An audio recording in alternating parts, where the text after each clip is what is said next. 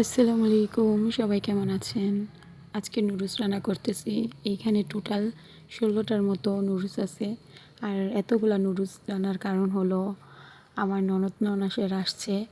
আমার বাগনা বাগনিদের বার্ষিক পরীক্ষা শেষ হয়েছে, তো নানা নানিদের বাসায় বেড়াতে আসছে।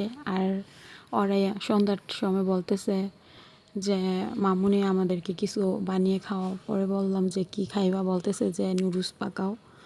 পরে আর কি ওদের জন্য যে নুডলস পাকাইতেছি সব কিছু রেডি করে নিছি আগে থেকেই। গরুর গোশত সিদ্ধ করে নিয়েছিলাম, এখন শুধু ভাজা ভাজা করে সবজি মিক্স করে নিলাম। আর শীতের দিনে আমি সব কিছুতেই সবজি দিই, আমার সবজি ছাড়া কোনো কিছুই ভালো লাগে না। আর এই সবজির জন্য শীতের দিনটা আমার অনেক ভালো লাগে।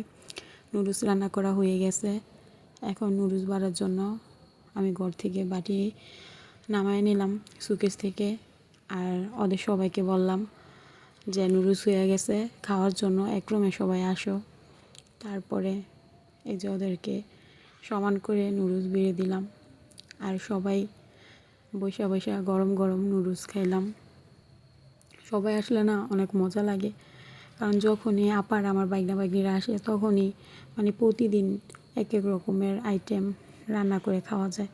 আর যখন ওনারা না আসে মানে একলা থাকি তখন অনেক আলসেমি লাগে, কোনো কিছু খাইতে মন চাইলেও না মানে রান্না করার দুঃখে করি না, খাই না।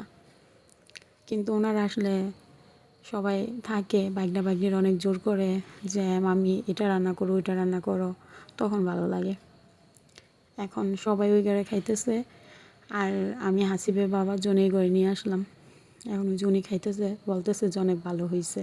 আজকের জন্য এই পর্যন্তই। আমার ভিডিওটা ভালো লাগলে পেজটা ফলো করে দিবেন। সবাই ভালো থাকবেন। আল্লাহ হাফেজ।